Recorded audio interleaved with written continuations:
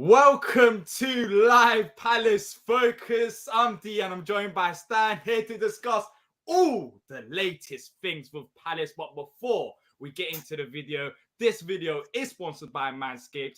Join the 4 million men worldwide who trust Manscaped with our exclusive offer. All you have to do is go to manscaped.com, type in the code BOTN, you get 20% off plus free shipping. Remember, you can't buy love, but you can buy a clean pair of balls. That's what I wanted to say. That's what I was waiting for the whole day to say that. Stan, how you doing, man? How's it been? Good, mate. You all right?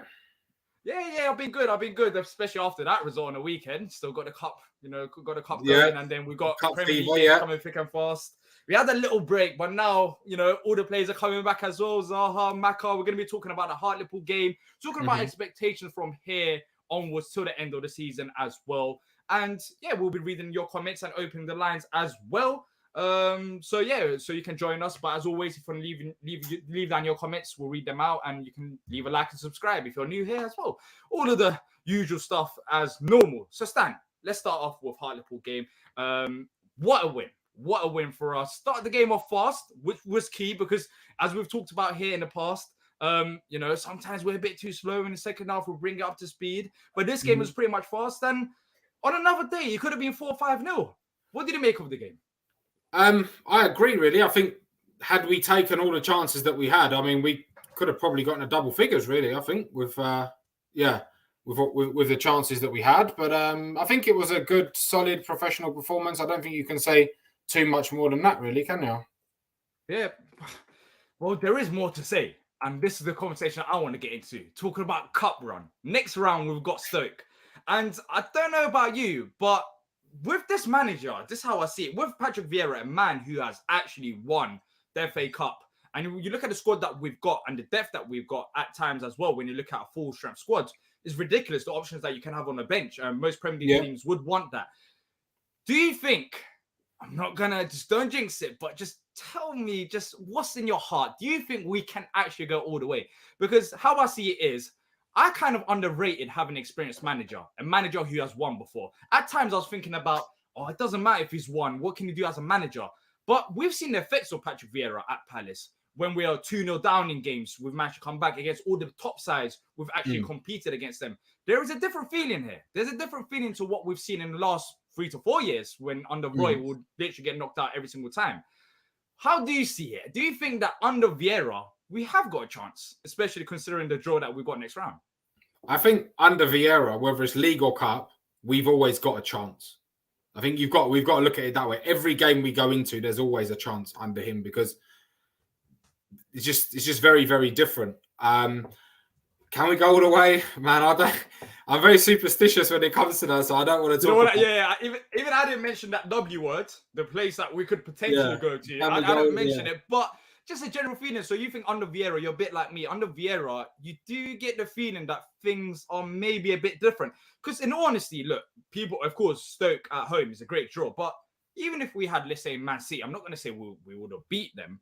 But I'm like, under Vieira, and in the games like this, knockout games, I genuinely think we can beat whoever we face if we turn up on the day. Because we have seen it so far this season, regardless of it's 1-0 down or 2-0 down. Yeah, no, for sure.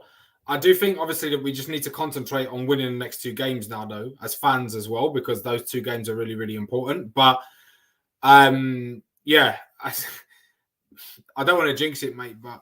You don't want to say it. I keep pushing you to say it, but you're like, no comment. We've got a nice draw. If we can get through that, we're 1 game from Wembley, mate. So, yeah. And after that, like you say, one-off game, it's anyone's game.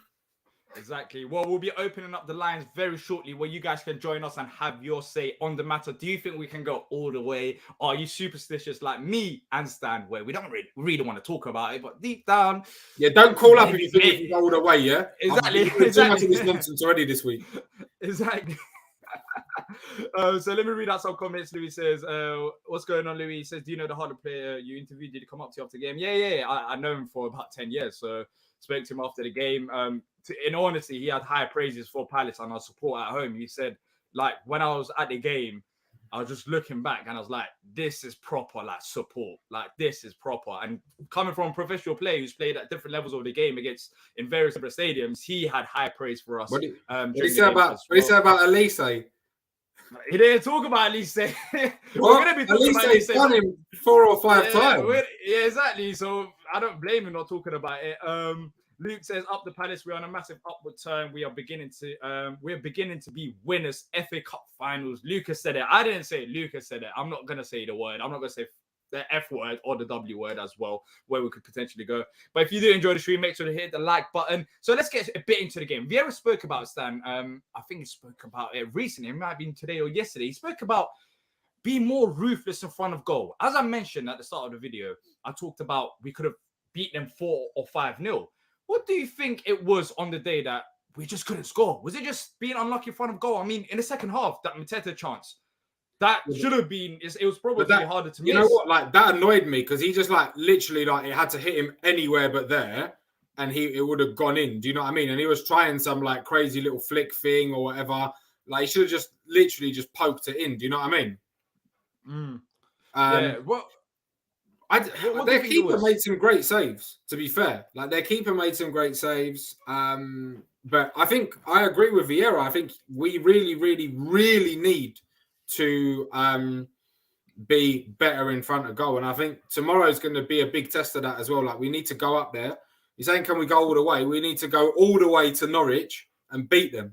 That's where we're going all the way at the moment. We're going to be talking about Norwich later on in the show. But this Norwich side that we're going to be facing, it's not the Norwich side that we faced about a month. It's not. They're a good side. They are a good side now. They actually they can actually play football and win games at Premier League level. So it's not going to be easy. But talking about the lineup, there were some changes. And I mentioned it in my actual reaction video. Talking about, I wasn't too sure whether we was respecting them a bit too much. But Jack Butland came in, Eze started, Lucas started, Martin Kelly still at Palace. He started. Had a bit of Martin Kelly that was as well. Is that, yeah, bro. What did he make of his performance? You know what? Considering that he hasn't played for God knows how long, probably over a year. Last time he played was under Roy. He didn't play bad. He did. I know it's against League 2 opponents, but he looked solid on the ball. He's pretty solid. And we'll probably never see him in a Palace shirt again. But yeah. You were well. He even said it after the game, though. He even said it. He said that whenever I'm called upon, I will be there for the side. So I think Martin Kelly knows that his role in the side is whether there's injuries or helping the young players develop. And I think that can be a bit underrated as well, because when you're looking at our squad, we have brought in younger players like Joachim Manis and Mark Way.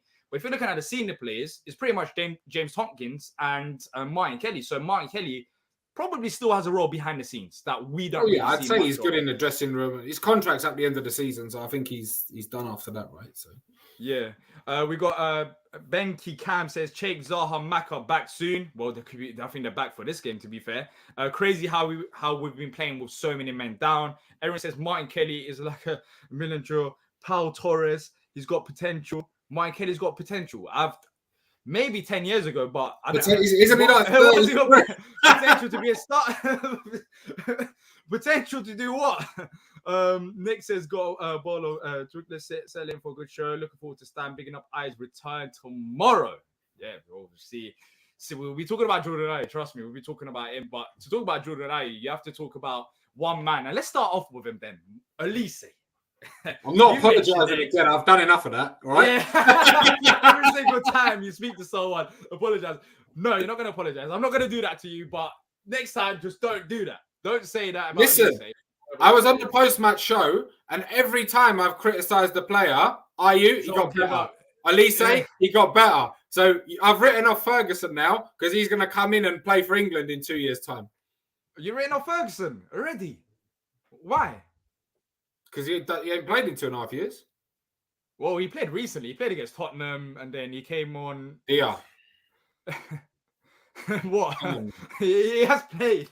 He has played. It's not like he hasn't played. But we're going to talk about Ferguson. Don't worry. We're going to talk about Ferguson. But let's talk about Olise. What a great game. What a great game. And you know what it is? We can talk about how the first goal, his delivery was great from Mark Way. And it's good to have someone on set pieces, because that ball curling in and dipping in at that moment of time, it's not easy technique to do. So Olise on free kicks was very good. Second goal, we saw it. We saw what happened. It hurts me because it happened to someone that I'm very close with.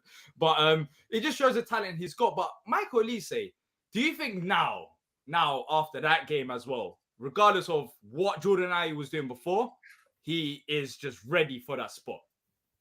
It depends. I still think that some games you will get Ayew because of his defensive qualities, and Ayew has improved a lot as a ball carrier under Vieira, like a lot.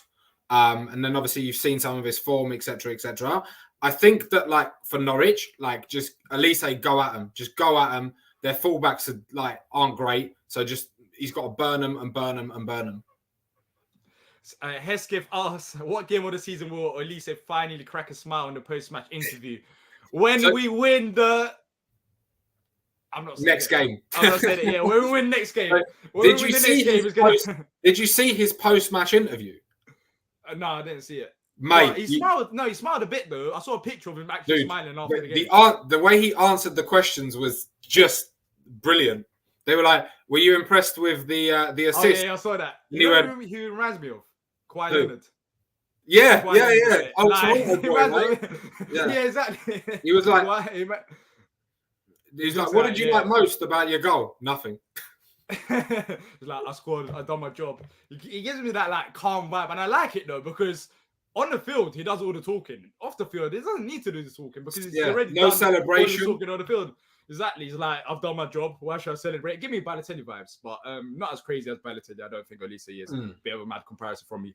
Joseph says Ferguson injured again, apparently. We're going to be talking about Ferguson later on in the show as well. Oliver says plot the scene. Olise scores last minute winner in the FA Cup.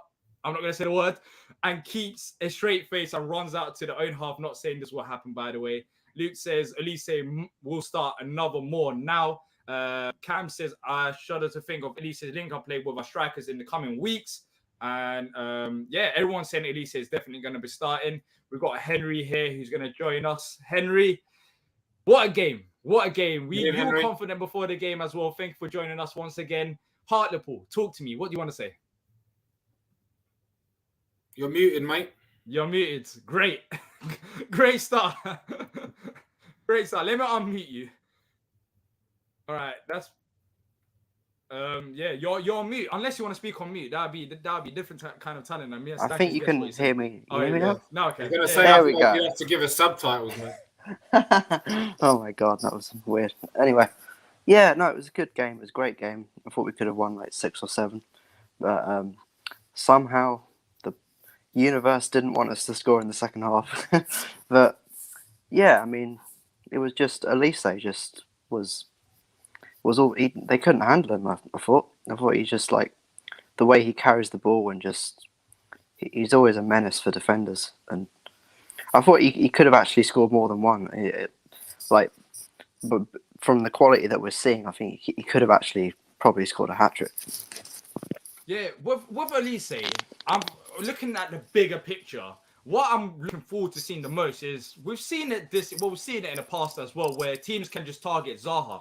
But with Olise now, the football that he's playing, you can't send 2 players to Olise. If you do, then you're going to have Wilfried Zaha. And Olise on one-on-one, he looked fantastic. That's the thing. Olise on one-on-one, even in the Premier League games, he hasn't really had them opportunities. But when teams have allowed him to get into one-on-one situations, he beats his player. He's very good on the ball. He's just that's going to help us. Dear, and I was saying this in the post-match show on Saturday. He has what Wilf didn't have at his age. He has an end product. That is true, actually. He has an end product. Because Wilf was sort of thrust in the first team. He didn't have experience of playing in the Championship. But I feel like with Olise, when he gets the ball, he's just so calm. It's like he's fearless. He doesn't care who's in front of him. He gets that ball and he just effortlessly takes it. And the way he runs it, it's almost like he's sort of gliding on that wing, and he's got a great delivery. So I think he's just got a huge potential. Burnley are losing, by the way. Who? Burnley are losing. Burnley are losing. Apparently Newcastle are losing as well. So the only team surviving is the main man himself, Roy Hodgson. Mr. Hodgson. He's got 2 centre mids out wide in a 4-4-2 system. Has and he? it's working. Yes, he has. And it's working. And it's working. I really hope Watford win tonight because I'm sorry, West Ham. How can they start a player who isn't flipping animal abuser? Yeah, I don't know what they said before the game, but yeah, that was absolutely shocking from Zuma. Like, yeah, the fact that they started him was quite a surprise anyway. It's a joke, but I'm not going to waste my time talking about it. I tell you what, though, you're right. Kruchka and Cleverley are playing on the wing for Watford. Like, this is on the wing. Can do. Yeah, on the wing. Oh my and he's God. got Sissoko and Kayembe in the middle. My lord. Oh, it's working. Roy, it's working so far. If he gets that 0-0, that's a prime Roy roll right there. But let's go through some more comments. Aaron says if you can get Olise firing on the right, how he does. Zaha on the left with Eze in centre midfield with Gallagher, who's Okiate. It'll work a lot more. And like, defenses literally can't hold them back. And I 100% agree with Aaron. And that's my point. I think looking at the smaller picture, yes, we played Hartlepool. Yes, Olise and other players should have played this good. But on a one-on-one situation, we've seen it again, whether it's Hartlepool, whether it's in Premier League games. Olise is that man. So as oppositions go and approach these type of games against us, you have to send 2 players to cover Olise. Otherwise, he's going to destroy them. So, it's looking great. Joseph says, one thing I found out against Hartlepool is how quiet the White Horse Lane stand is. My gosh. Yeah, I was there many years ago. I've never sat there in my life. I sat there once against Derby in the FA Cup a couple of seasons ago. I've had season ticket in the Homesdale. I sat in the main stand. I sat in the Arthur Way. I've never sat in the White Horse. Yeah, I sat there once. But trust me, I can sort of confirm that it is a bit quiet. But come on, we can't have a loud stand every side of the pitch, can we? Well, yeah, there's lots of things going off the pitch about like the HF and all them stuff as well. But let me go quickly back into the game because there's actually so many things I want to talk about. We mentioned Olise there. I think one thing to watch out for going forward is how teams approach Olise because Will coming back into the lineup, Eze, what about Eze and as even well? Edward. Yeah, let's talk about Eze. Was pretty good. Like, I mean, obviously we're not seeing like what he did last season, but I thought because like he's definitely better in the centre than he is on the wide. I think. So I want to quickly talk about Eze and his role because when you look at the formation, others can say it was a 4-3-3. Maybe on TV you see it differently. I don't know, Stan, what you thought about it. But as soon as the game started, I noticed one thing: Eze was not playing out wide as a traditional winger in a 4-3-3. He was central, and he was more of an inside forward rather than a winger for me. And going forward, as I mentioned, I think he should play through the centre. But the freedom that he had, like he seemed like he enjoyed it. And going forward, do you think Vieira is going to involve him more in central areas, considering that Wilf is going to be back as well? And what do you think of his performance? Because he seems slightly upset when he got subbed off, which I understand why he might get subbed off because, he hasn't had that much game time. But with Eze's performance on the weekend and the role that he had, what did you guys make of it? I mean, I think he just lacks a little bit of confidence at the moment, I think. Whether that's because of just coming back from injury, or maybe he's just thinking like, I mean, I don't know what's in his mind, but I think he's doing well. I think we're starting to see more signs of his former self, and I think he can definitely thrive in that centre attacking role because, like you said as well, when Wilf comes back, if we have Olise, Wilf, and Eze as our attacking options, and Matessa, if we get Edouard scoring goals again, we can be a threat for anyone, for sure. Yeah. With the Eze situation, Stan, how I see it is that he's more suited to the middle, but in terms of his actual playing time and, that's the main talking point, whether he should have played for the 90 minutes, I think we have to be patient because the injury he's coming from is not easy at all. And he has had game time, and maybe people do want to see him play more consistently for 90 minutes. But you have to also be realistic about the situation. You don't want to be forcing him out there 90 minutes every single week when he can't do that because he's been out for so long. But one thing for Eze is that he's going to get his confidence back. And once he gets his confidence back, you can see glimpses of what he can do with his movement on and off the ball. I think he'll work very well through the centre. But Stan, do you think we'll see, Eze start many 90-minute games, play many 90-minute games this season? I think you'll be surprised how many games you see him start. Like I said, I think we just got to be patient with him as well. Like, It's a bad injury. Vieira said that as well. Probably one of the worst injuries you could possibly have. Yeah. He's a young player, and I think you're looking at him like it takes you, to get back. It takes you as long a time as you've been out, and he was out for 6 months, right? Yeah. So, listen, the guy's a baller. He is. See glimpses of it, like when he glides past one or two players with the ball at his feet. It's that's the thing. He's just got that natural, Olise as well. He's got that natural ability to just. It's almost like he's, I don't know, like he's on an ice rink and he's ice skating. It's like that though. It is a bit like the way that. He glides through the middle. And I think he just needs that one goal because he nearly scored in the second half. I think he got a shot that was blocked. But I think if he gets a goal, that might just take the shackles off a bit, because obviously that injury has taken a massive toll on him mentally as well. Yeah, it's big. It's a big thing to get through the rehab and stuff like that. So I would just be patient with Eze this season. Like, he's such a great player. He will continue to be an amazing player for us. He will. I'm sure he will, for sure. I feel like what we're trying to do with Eze is we're trying to ease him back in, but I feel like we're trying to build him up for next season in a way. I know next season is still a long way to go, but there's no real rush this season. Next season, when Conor Gallagher's out the side, then you're going to see holes in this Palace, team. And you talk about replacements and whether we should bring in players, which I do think that we need more midfielders. But when you look at what options that we have on the bench right now, and that's not getting consistent game time, is Eze. I think Eze can fit into that centre midfield role. Even right now, ahead of Schlupp, I really do think that. But maybe he needs to get his confidence back. Maybe he needs to build up a bit more game time. And us as Palace fans, we just have to realise that it's just one of them injuries that some players don't even come back at all. So we just have to be patient with Eze and give him the time. Such a long time to come back. It is. Exactly. So you just have to be patient on it. Luke says he glides, but ball watching he loves. Eze needs to play through the middle, says Nick. 100% agree. I think he should be playing through the middle ahead of Jeffrey Schlupp. But of course, when we have a full fit squad, I don't think Schlupp's going to be playing through the middle as well.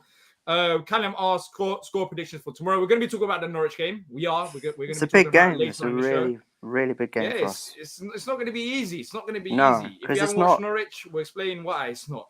I mean, like, when you look at the team that, the Norwich team that we played when we beat them 3-0, like, to think that now when we play them, we're actually considering that we might not win. Like, I know it wasn't like a foregone conclusion before we won 3-0, but I think most of us thought that, like, we'd be disappointed not to get 3 points. But now, I mean, I would be disappointed not to get 3 points, but they're a much tougher team to play now than they were then. So listen, we should be beating them, mate. Of course we should. Stan, it's not that easy. We should. It's not easy. I'm telling you, it's not that easy. I'm going up there. And good luck getting up there on a Wednesday night. That's God, it's so far. I'm still not convinced. I'm still not convinced that we're going to get a result. I don't know where I'm going. I'm a madman, but I've been to every single game this season. But talking about another player that I mentioned, I managed to go to every single game. I don't know how I have. Trust me, there's been games like Leeds that I don't even want to talk about. But that was terrible. Yeah. Talking about other players that started, Luka was a surprise in a way. He was all right. Maybe. He was all right. Yeah, he had an all right game, but he wasn't now a cup player. I think he is, to be honest. I don't think he's like, he used to be a real sort of shoo-in in the first team, but now I think he's kind of he doesn't really seem like a vital player for us anymore. I mean, I remember when he first came and he was almost like a warrior, the way that he worked in the pitch and won the ball back, and he made those occasional long passes. But now it's sort of like it seems like he's a little bit behind everyone else, and it's weird because he's the club captain as well. So yeah, that's a weird thing about it, Stan. If you're looking at it as a player and you're the club captain and you become a cup player, surely you're not going to be happy about it. I don't get the same vibes from Luka that I get from Martin Kelly. He's just happy being involved in the squad. No, I don't think he is, but I think he's got to realise that he's a bit of a dead player these days. Like, he is, like, a bit harsh coming after he had a good game. You're saying that. Yeah, but he had a good game against League 2 opposition, mate. Like, but you still got to do what you. Elise did as well, exactly. But look at the shocks we've seen, like Boreham Wood beat Bournemouth, flipping Kidderminster were a few seconds away from beating West Ham. It's not as easy as it seems to just go on the pitch and play well. This is what I tell you about Luca. This is where I see him in this team, right? Luca is a last 20 minutes, shore it up, come on, fresh legs, pass it about, put a few tackles in, see the game out. That is Luca. Luca starting playing 90 minutes every week, forget it. Yeah, but even in the league, I'm not convinced that he's a player that can shore it up in the last 20 minutes anymore. Yeah, I just feel like his legs. Like, to be honest, it's right? too easy to go past him at times. If we're playing, even though he had a good game. Say we're playing Norwich. I mean, are we up? You know what I mean? Norwich tomorrow, right? Hughes. We will be, hopefully. I know we will be, providing a ridiculous thing. But say it's Hughes, Gallagher, and Schlupp, right? Say we're winning 1-0, 20 minutes to go, and then Hughes comes off. You don't take Hughes off. You don't. No, yeah, but let's just pretend that. Let's just say that he has to come off, right? If Milivojevic is on the bench, and then you got someone like Kouyaté, I'm going to pick Kouyaté, and obviously he's not available because of he's starting for me. He's not coming off the bench. Yeah. Speaking of Kouyaté, tomorrow he's still in Senegal. He's still in Senegal. I know he's not going to play, but well done to him and Senegal, by the way. Fantastic for them to win. Brilliant. But that's what happens when you have Vieira in the side. Everyone's a winner. Natural. It's naturally gifted. You naturally join and you just win. Well, hopefully we can see that first time, but I don't want to say it. Aaron says, yeah, Luca had an alright game. He had an alright game against League 2 opposition.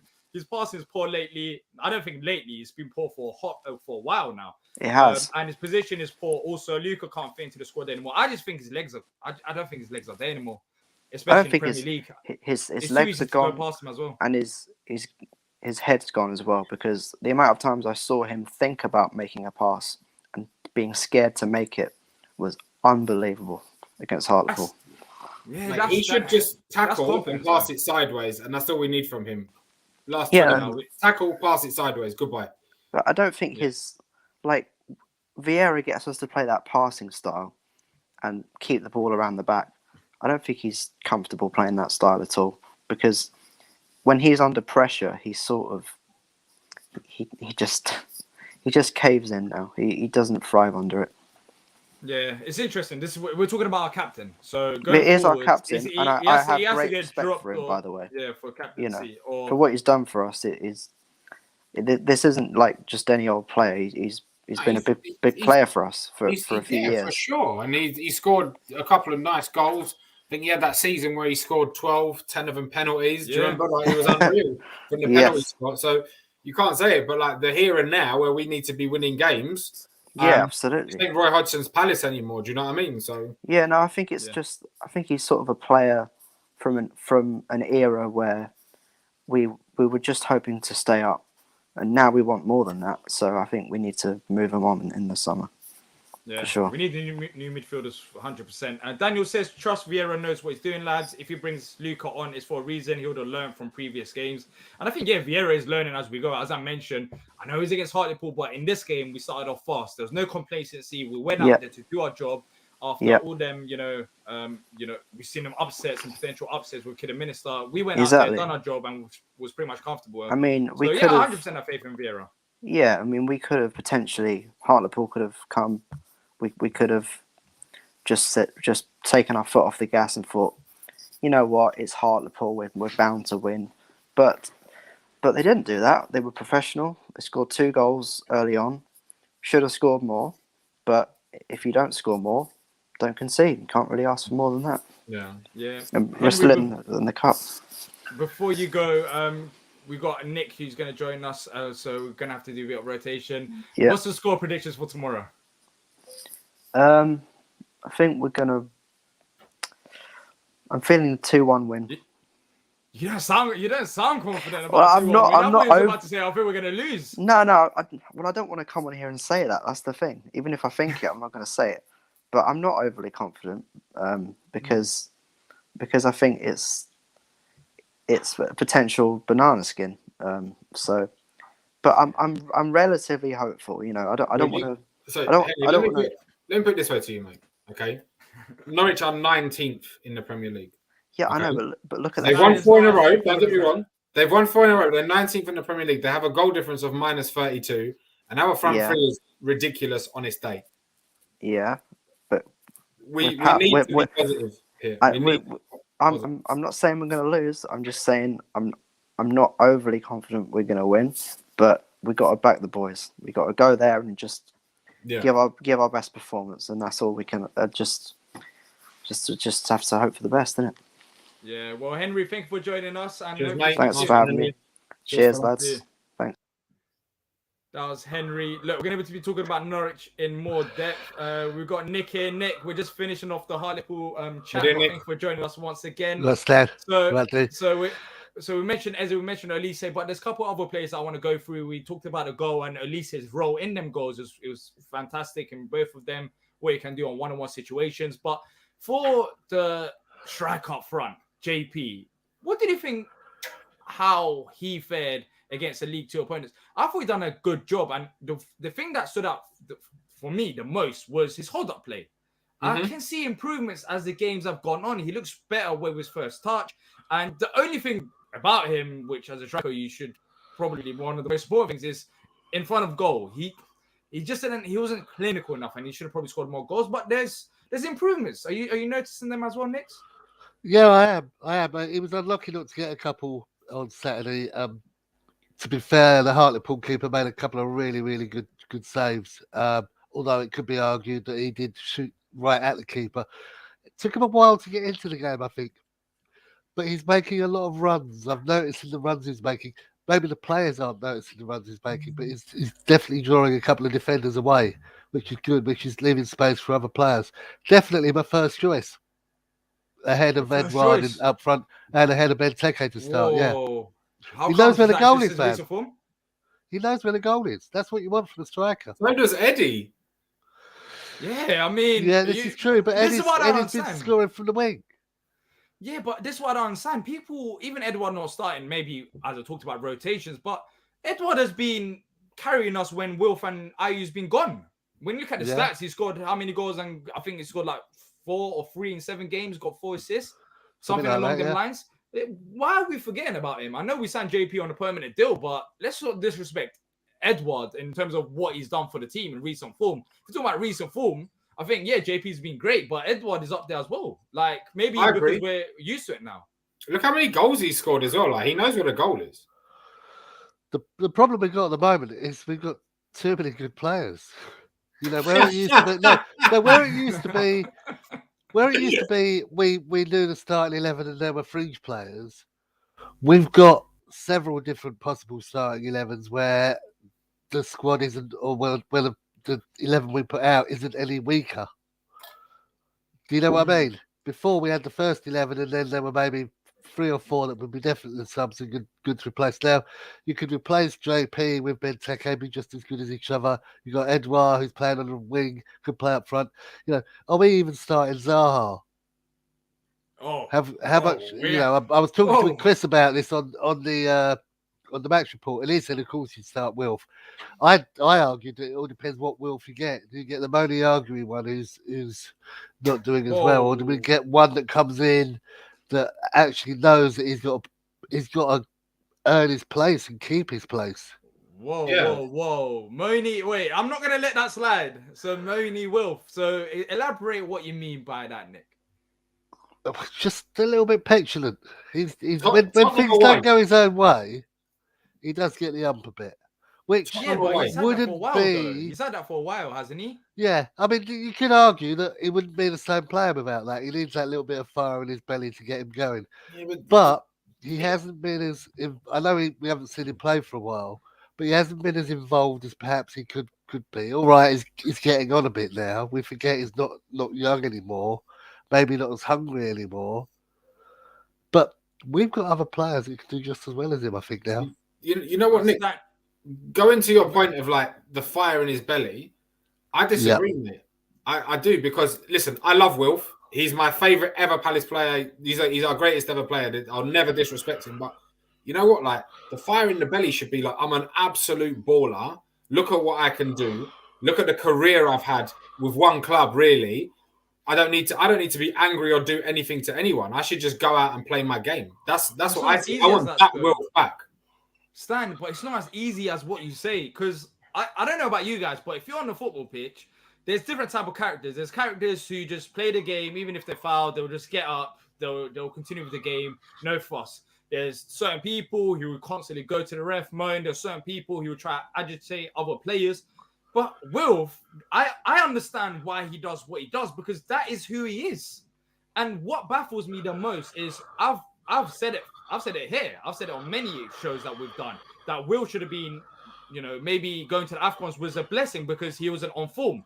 Yeah, But let's not he forget chilled out that, a bit. but let's not forget what Wilf can bring to the side as well. Oh, I think going to the AFCONs, 100%. he's had a break. He was away from the side. But coming back now, if we can get Wilf on form, he's still our best player. And we have to realize that this is who he is. Wilf ain't doing it because he wants to do it. Like, surely Wilf would have stopped. He's not a young Wilf anymore. We're talking about 8 closing in on 30. So it's not a case of Wilf being young or Wilf being this and that. This is Wilfried Zaha. And what surprises me the most is how don't we know this as Palace fans? Why do we always talk about him being angry, him being this and that? This is who he is. We accepted him before. Why is it such an issue right now? Because he's out of form. It's as simple as that for me. Yeah. He's not going to be out of form for long. He's an absolute baller. Yeah, but I think he's it's out gonna. of form, that's like a getaway.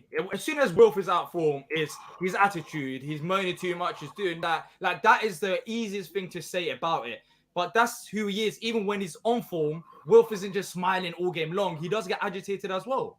So that angry side of him doesn't change. But when he's out of form, I feel like we just look at that side of like, oh, look at him, he's out of form, he's angry, he's his head in the game. But that's who he is even when he's playing well. I just feel like at times we just look into it too much. This is Zaha. Let's just get on with it. Hopefully, he's keen That's to my get in though and start. Maybe to coin Duran phrase. Hopefully, he's hungry like the Wilf. Yeah. So Hesketh says Edward first choice for me. JP looks better the more he plays, but Edward gives me more to the team in my view. Either up top or coming in from the wing. Edward is the boy. Losso says, I still think we can get Europe. We're going to be talking about what we can achieve this season in just a second. Don't mention Europe. Aaron, Nick, you can't say that, but No, I know, I did. And look exactly. what happened. Exactly. Well, you did. Exactly. Yeah. Look what happened. Aaron says, no way, can't disrespect Edward. Can't ask for more than what he's been given. He's a great player and he's not really doing his trade as a striker. He's playing out wide on the wing. Give him credit. You guys Can go I Norwich just come in tomorrow? there, for Aaron? Answer Aaron there. I'm not disrespecting Edward. What I'm saying is, we've got so many good players now. It's difficult to make the choices between them. But saying that I'd start Mateo because he's doing well up front, he is. Edward hasn't actually been playing up front. He's been doing all right on the wing. So maybe keep him out. And I think Edward's actually been doing better out on the wing than he has up front, personally. Yeah. But personally, we discussed it before in terms of our best strikers. I think Edward is still our best striker. If he gets the service, if you put Eze in behind him, or I don't know, Olise cuts in and he will score them goals. I still think he's our best striker. But he's not as good really. as headering as Mateta and Benteke. So it depends. Are you going to get the players down the wing and crossing it in, or are you going to get somebody coming through the middle and playing the ball through? If you're playing the ball through the middle, Edward is your man. If you're going to cross it in, then Benteke or Mateta are your men. Maybe we should have Edward and one of the other two playing up front and maybe change the formation. Who knows? Yeah. Daniel says if Wilf is fit, he has to start. I agree. That's his role. D is right. That's his game. He's 29. He ain't going to change. That's how I see it. But it's a game of opinion. Some people might say that he needs to grow up just like Luke. Hopefully he has grown up and let his football do the talking. So it depends on how you see it. From a personal perspective, I can imagine being out on a football pitch and being in a Wilf situation. I'll probably do the same, but that's how it is really. Daniel says, I would say he needs to focus that energy in the right place at times, but it is his game. But yeah, let's move on now. Quickly mention to Adam Marola, made a senior debut. I think he is our backup left back. We've been talking about in the final Klein. He can play there, Schlapp, Gyro. But I think our real Ward backup can play left there back as well. Well, yeah.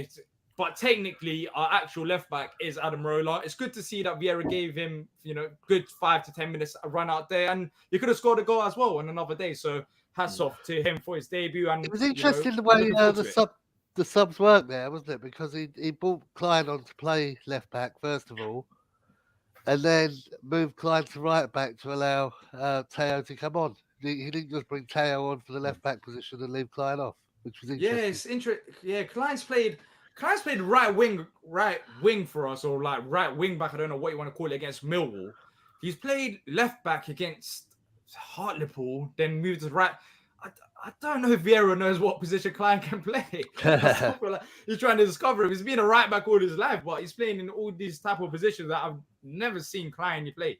So Perhaps that's interesting. because we know that Ferguson is injured. We don't know what the injury is at the moment, but perhaps that's why he stuck Klein out on the right just to see how he got on there in case Ward does get injured. Because So let's He's move- a very good backup for Ward in case he does get injured. Like, he's decent enough. He can play. Klein can play. Yeah, and Kelly just can hasn't play played, there that's as the thing. well. He can't. Not in Nah, the he system. can't. Nah. No, he can't. You can't. No, you can't. Maybe against I don't think Hartlepool. so. But That Nah, was very technically- positive then. You both went, nah. No, we just can't. No, that's not running. No. Kelly can't play right. I'm not gonna do that. Not in this system, anyways. But let's move on to the next segment. The title of the show: What can we achieve this season? We talked about it at the start of the show with the FA Cup draw. We, maybe can we go all the way to the F word? No, I'm not cussing. I'm just saying to the. I know, what I'm trying to say. I'm not gonna jinx it. Can we go there? What can we achieve this season, guys? So. Move on to the next round in FA Cup, 13th in the league right now as well. So, how does you guys' expectations go from here onwards? Are you guys aiming for a top 10 finish? We've even got a question from King, who says, "I know, given our situation, that sounds silly, but do you think we can still get relegated?" So, where's your head at this moment of time, or in terms of what you would say is a successful season from here onwards? for me, mid-table. This is like what I would expect as a minimum, by the way. So mid-table Premier League, quarterfinal of the FA Cup. That is a good season. That's progression in my eyes.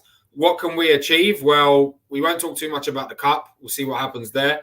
I think in the league, we need to be looking 10 to 13. That's where we should be. Try and break into that top 10. See what we can do. This is the first year I don't think we're going to get relegated. I genuinely think there is just... I just can't see it happening, but maybe I'm stupid. I don't know. I can't see it as well, so I'm stupid with you. I'm joining in. Nick, are you joining us with? I agree with with Stan there. We're not going to get relegated. I know I was a bit exuberant with my predictions earlier on in the season, thinking we're going to finish top 7, maybe as high as 4th. top I 7. You talking about 4th, Nick? No, I said between 4th and 7th. You just picked up on the 4th and ran with that. Because you mentioned 4th. I think we've been unlucky in a lot of games. We could have had maybe as many as 10 more points than we've actually got through losing points at the end of games. So I don't know where that would put us in the league. As for the FA Cup, I'm kind of hoping that we can make the semi-finals. What's put me off is the fact that none of the big teams drew against each other in this round. They're all being kept apart.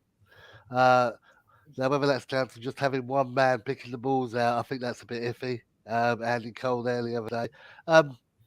As for the league, yeah, I mean, top 10 will be good. I think we're capable of going higher. But we've got to remember, this is Vieira's first season. This is a lot of players' first season. This is our season of putting things in place. Be interested to see how he approaches the end of the season as it goes along with, will he start not using Gallagher as he tries to get the team used to not having him there anymore, or are we looking at getting him for another season? Be interested. The only downside, if we do get to the FA Cup quarter-final, means Newcastle will be a midweek match, and I've been to all the games with DR. That's going to be a nightmare if that happens, isn't it? Midweek. Jeez. Yeah. We'll have to do it somewhere. I don't know how that's You're going tomorrow, right? Mate, I've been up there. Carrow Road. Norwich is fine. Norwich is a fine. couple of It's not hours too down the road. That's local compared to bloody Norwich, some of the games what we've we been done? to. Leeds away, Nick. Newcastle, you had to get the train. We went Leeds away, and then Mark Gray started playing volleyball in the 90th minute, and we came away with nothing, and we had to drive like 4.5 hours down on a Tuesday night. Trust me, Norwich is nothing unless we start playing volleyball again in the box. which I doubt will happen. But for me, my expectation is top 10 is realistic, considering where we are in the league. We're 13th and we're only 3 points off the top 10. Two points. I don't know what the league stand, because I know games are going on as we speak. But when I checked, I think it's 2 or 3 points. But looking at our cup, I think we can go all the way. I don't want it, man. You killed it. We're going out next round now. No, as I said, the managers that we've got, if it's not him, who can do it? Like, he's a winner. He's won this competition. And as Nick mentioned, we've been unlucky this season in certain results where we drew games and maybe, you know, we made comebacks from 2-0 down. I think in one-off games, we can do it, but it's going to be hard. There's still some tough opponents. Of beating any team. We beat Man City. I agree. One-off game, why not? Just looking at the league now, it's a bit weird because of games being cancelled. Not everybody's on the same amount of games. So we're on 22 and currently we're in 13th on 24 points. To get up to 8th, you've got to get up to 34 points. That might be a bit much to make up. But 10th, you're looking at 26 points. So there's a bit of a gap beginning to appear between 10th place and 8th place. So we should see. I mean, what we need to be aiming for is Brighton, who are 6 points ahead of us at the moment. Yeah. Not sure who they've got coming up. They've lost their, what's it called? Fearless leader, Dan Ashworth, haven't they? He's gone to Newcastle. So and Dan Burn. All the Dans are leaving Brighton. So I don't know if they've got any other Danny Welbeck, he might be next. So we talked about Kouyaté in the phones, that's a Vieira effect. But one area that I think we should talk about is the HF situation that's going on. I just want to get you guys' perspective on it. There's been some people who have been upset with, they're saying HF are forcing certain songs on us. Certain songs are not working. I know, Nick, you was in a homestyle stand for the Cup game. Yeah. What's your stance on it? What's your stance on all this HF comments that's been going on Twitter and some people not being happy with them? Well, first of all, I personally don't think the HF works in Block E because I don't think the sound travels around the ground as well as it does when they were in Block B, because it used to tunnel down the Arthur and then it reverberate out of the Arthur and back towards the main stand. So I think it gets lost a bit there. There were a lot of people in Homesdale that aren't usually there, me being one of them, and you could tell because they didn't know when to join in. I kind of see their point about the Edouard song. They want to be original and don't want to do stuff that the club foist on them, although it is a very good song. A very good song. My own personal opinion is Ian Brown's a bit of an anti-vaxxer and is going the way of Morrissey in my estimation, so I don't really want to have anything to do with him. So singing Stone Roses songs ain't for me at the moment. Maybe if he changes his attitude, like I won't listen to the Smiths anymore because of Morrissey. So there is that. Getting everybody to turn around and doing the Poznan on Saturday. Didn't like that at all. Why? Because you pay to watch a bloody football match, not turn around and face the other way. I think that's not original either. No, that's Man City. That. So they're moaning about wanting to do original things, and then they do the Man City thing. So that's a good point there, Stan. The era after era. That's another big talking point. Not going down too well. I can see why. I don't think people know the song. That's it. Apart from Blocky, I don't think people know. What are we going to do? Like, what do people expect them to do? Like, are we going to have a hymn practice? Do you know what I mean? Put the lyrics up on the big screen and we ain't having that. What would be really good would be if for one match the HF did an experiment. I mean, how many are in that little block? About 100, 200? Yeah, around 200, yep. Okay. If for one game you could get 50 of them in the Homesdale, 50 of them in the Arthur, 50 of them in the main stand, and 50 of them at the White Horse, and they all get the chance going, I wonder if the whole ground would join in. But also listen out for the other chants. Lots of people were trying to start the Edouard chant on Saturday I did not hear that though. I did not hear that in blocking. I honestly did not hear that. So I understand. Look, I'm trying to be neutral here. I want to have a conversation on how we can improve the atmosphere or what's going on right now. But personally, if you're asking me, I did not hear that, and other people are saying that as well. I was in block E. So yeah, I here's heard it a what lot. I mean, right? If everyone is so hell bent on singing that Edward song, why doesn't the club every time he scores a goal on the tannoy when he scores put Stone Roses on? Everyone will sing along to it. That's what happened with Andy Johnson. Do you remember? Da, da, da, da. Everyone sang along to it. You know what I mean? And it's happened. Was that your Peter Crouch robot dance there? Do that Yeah. again. I would say So one Edward thing. did it, Karachi. I would say one thing. Two things actually. The HF were not at games for a couple of months, one season, and the atmosphere was dead. Okay, Yes. so let's say it that way. The team was in patchy form, to say the least, and I think they do a lot of good. They do very little harm. You know, they've given us a bit of an identity, and I don't think that we should be turning on the HF. There are people on rival fan channels, not rival fan channels, other Palace fan channels, I'm not going to mention, who have this week absolutely savaged them for no reason at all. So I'm not going to be going down that route. I think there's got to be some sort of compromise, and some of the stuff isn't original, but like, let's just not remember like how far the HF have come and like what they've done for the club. Do you know what I mean? So Exactly. so right now I'm in block E. So you might be saying, oh, it's a bit biased because you're sitting right there. But look, taking a step back and everything considered, Stan, you made a very, very good point. Without the HF, I don't know what season it was, but I remember they weren't there for a while, and the atmosphere at Selhurst was dead. It was dead. There was no atmosphere. It turned into a library.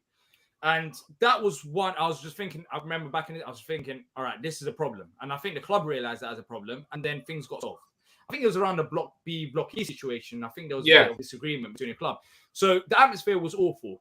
But what I think needs to happen is I understand what people are saying. And look, the HF ain't perfect. I mean, you might be saying, oh, they force chants upon us, but I don't think that's the case. They're just trying to up the atmosphere. Don't sing it then. No, I saw the comments. I saw the comments about how the Edward and what Nick said as well. Whether why were they forcing the Edward chant? Or why were they not joining in with the Edward chant and making up their own chants? I personally did not hear the Edward chant. For me personally, I've seen others say the same thing, so I'm not too sure on that. But what I think we need to do is let's not go down this toxic route as a club. We're one club. We're one community club. We saw what we've done on the weekend against Hartlepool. All them donations to Hartlepool and supporting, Graeme Lee's wife treatment and, off the pitch, how Hartlepool fans were class, Palace fans were class. We've seen it. We're a community club. We're all together as one. So one thing that I need to say is let's not create this division. We're all in it together. Look, if you have a problem with the HF, I think the HF should listen out to others, and I think they will do. And I think others should be respectable. Both parties should be respectable, and each other's concerns should be heard out. For example, if you're not happy with certain chants the HF are pushing, then fair enough, fair enough. And HF should understand that and maybe, try to accommodate everyone else. Yeah. The Poznan thing is the first time that's happened this season. I can't remember any other time that's happened. It's a bit random. I'm not too sure what exactly went on there. But apart from that, I think HF needs to be here, and they've done a great job. But certain people are not happy with it. Let's have a discussion. Let's not try to do this. Oh, HF on one side, we're another side. I don't think the HF thing is all about them. They're trying their best to improve the atmosphere, but at times they can get wrong. They can get wrong. It's as simple as that. Okay, three things there on the HF. Number one, at least they're communicating. They're putting stuff out on Twitter. They're giving the reasons. They're not blanking everybody. That's good. Exactly. Two, remember when we've been to Wembley, how brilliant they were in the cup final. And three, if any of the HF are watching, please can we have my old man to be a Brighton fan at the next game? I'll put in a request because that's Newcastle 2-1. 2-1. Apparently, Watford today, no shots on target and 35% possession. True Roybal. So we'll lose 1-0 to them then. Yeah, exactly.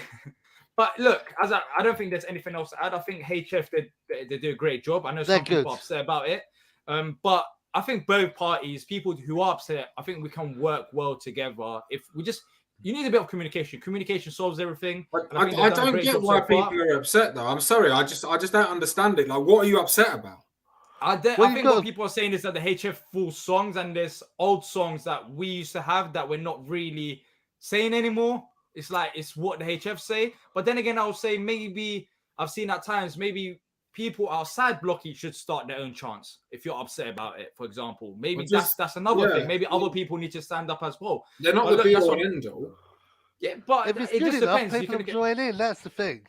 yeah, look, there's so many ways to look at it, but I think both parties should come together. It's not HF versus the rest. It's not, oh, they think it's all about them. We're one club. We've done a great job so far on the pitch. Off the pitch, it's been solid as well. Hartlepool game upset a lot of people, but let's work together. Everyone talk to each other respectfully, and let's get it over and done with. Like, The I fact think of the it's simple matter as that. is, they go like you do with your shows and your back of the nest stuff and Stan and Chris and everybody else who does back of the nest is we go above and beyond most ordinary supporters. I'm not saying that we're better or they're better, but they go out of their way to try and make that atmosphere. So much so that other clubs were looking at putting singing sections into their ground. Man United wanted They're trying to do be it. like us. Tottenham They're trying to be wanted like do us. it. Yeah. Brighton, even the Brighton fans, your man Yeah. on their fan channel, he says like, "You go sell us, the atmosphere's banging." Like even We- they're saying it. We Yeah. don't have to pay people to stand at the front with flags like they do at Chelsea and Arsenal. And the good thing was Hartlepool joined in on Saturday. Wasn't that good to see in the away Yeah. end? And Yeah, that's you what know- you mentioned there, Nick. Just about HF actually buying into like the flags and all the other stuff. They don't have to do it. Look, they're trying to do it No, for the they benefit don't. of the club, and so they're doing it for the benefit of the club. Let's just work together. We're one club. Let's just solve it. And I don't And think if you it want to is- sing the famous Alan Murray went to Rome to see the Pope, then sing it. You know what I mean? the only thing that I don't get is I thought when they've been going what 05, yeah. I thought they'd have grown a bit more. I thought there'd be more of them. I'd have thought by now, 15 or 17 years later, the whole of the lower homestyle would be rocking and singing. It's not quite there yet. Yeah. Someone I went to school with was one of the original HF, and Yeah. All right, Cool. let's move on. I know we talked a bit about the HF, but let's move on to the Norwich game. So quickly, we beat them 3-0 out last time around, but as Stan mentioned earlier on in the show, they've won the last 3 games, and this is not the same. they've won Norwich 4 in that a we row faced if you last time include the around. cup game. Yeah, they won 4 in a row. Did they? Is it Yeah, 4? they beat Wolves. Oh wow! Wolves in So the 4 cup, in a didn't row, 4 in a row, and trust me, if this team is completely different. So how are we feeling about this game? Do you think it's going to be a bit more difficult than what we had last time around? I don't think it'd be easy. Nick, what do you think? I think we'll be all right. I think I can't see Norwich winning 5 in a row. I think that stands us in good stead. I think we've got enough squad depth that our players aren't going to be tired from playing at the weekend. I think Vieira's got enough about him to know to change how we play. I think Norwich, because we beat them 3-0, will be slightly nervous of us. We have to go Or at they them, could I be think, up for to it. start off with. Or they could be up for it. Yeah. I think if we go straight at them, we'll be fine. If we got Wilf and he's on his game, we'll be fine. They're stuck down the bottom. They've had a good run, but all runs have to come to an end, and I think we'll be the ones to do it for them. And the fact is, we've been to enough away games. We need to be rewarded with a couple more wins, don't we? Yeah, And it's all the actually effort nuts, we're putting Nick. in, man. We've only won. We've only seen One one win win away. away from home. It doesn't feel like it though. It 100% doesn't. I don't know about you, Nick. It doesn't feel like I'm not dreading going away games. I don't think we've won that many, but we haven't. I We've think drawn lost. a No, we few. haven't lost. Yeah. I mean, yeah, but when you look, we had West Ham, where West Ham was the turning point at the start of the season when did we go 2-0 down at West Ham or 1-0 down? 1-0 Once down. we scored that goal at West Ham, we kind of realised, okay, Vieira's way is going to work. Arsenal, what was funny about Arsenal? I saw this the other day. We dominated them. We dominated them. When Tottenham scored against Leicester, equalised against Leicester, Their players didn't go jumping into the crowd like Arsenal's did they? They went back to the centre circle and went and scored and got a winner. Yeah, I Arsenal wonder why celebrate like they Arsenal won the didn't World do Cup. that. Yeah, they celebrate Yeah. like they won the World Cup after drawing against Palace away from home. But look, there But, were games which we should have won as well. We've been unlucky even at home. And going into this The game, worst hopefully we've we get been- another win.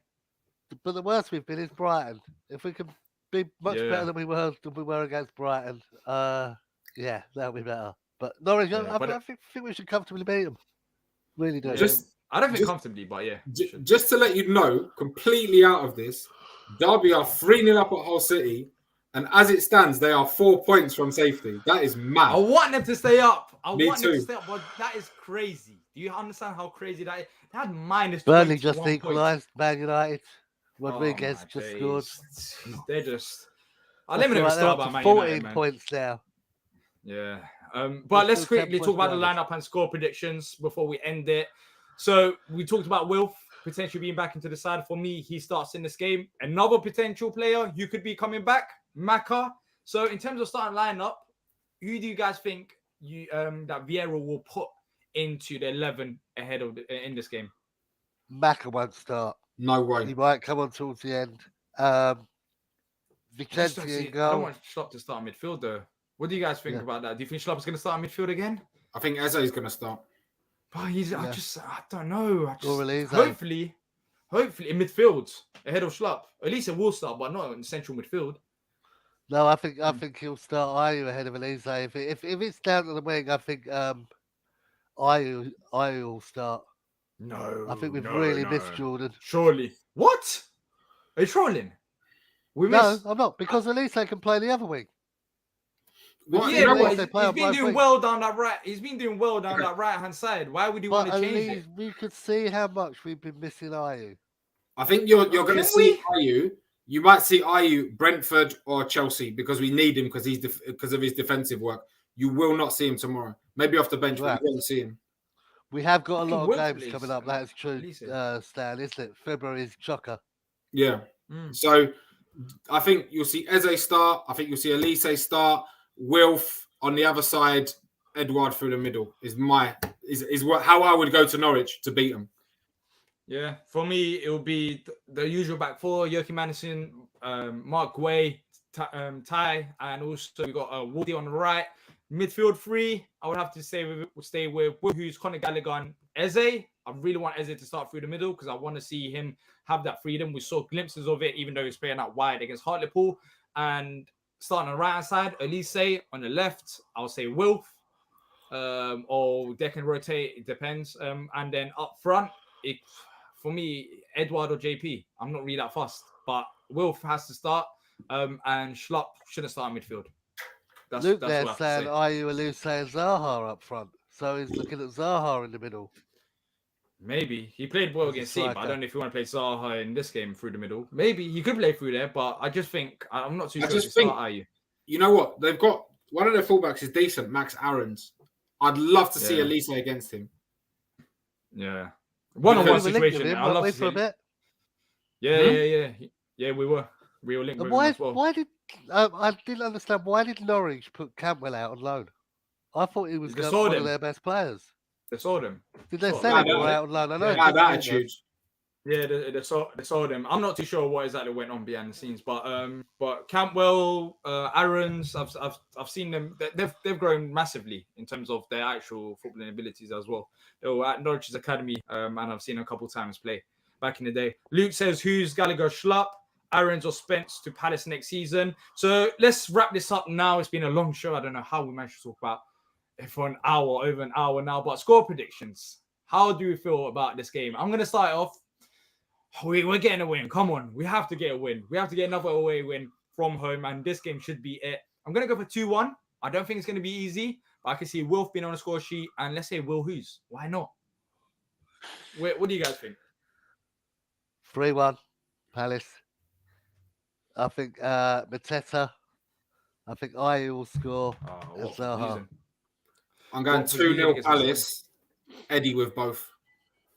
Eddie with both. I'll take it. I'll take any kind of win. But look, that's it from us today. If you guys have enjoyed it, make sure to smash the like button and subscribe if you're new here.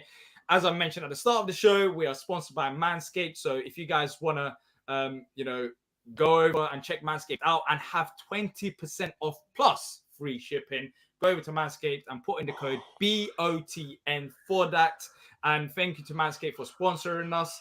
And thank you to Stan, Nick, Henry, and everyone who's been watching and also contributing. I appreciate you all. Next Tuesday, we'll be here live at 8 p.m. to discuss the Brentford game, our win over Brentford, and looking ahead to the Chelsea game. So make sure you check out Back of the Nest and subscribe. 2 wins in a row incoming, please. Exactly.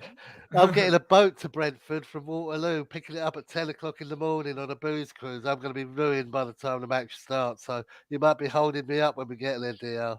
And don't be late tomorrow, man. You got your kid for that. Yeah, dear. You got Will, exactly. You Don't got be Will late next tomorrow, week. bruv. Norwich, single track road up there. No way, mate. Yeah, I'm getting a trim before I go, so it's gonna be a long day for me. But yeah, all right. Thank you to everyone who joined us. Catch you all soon, and until next time, up the Palace.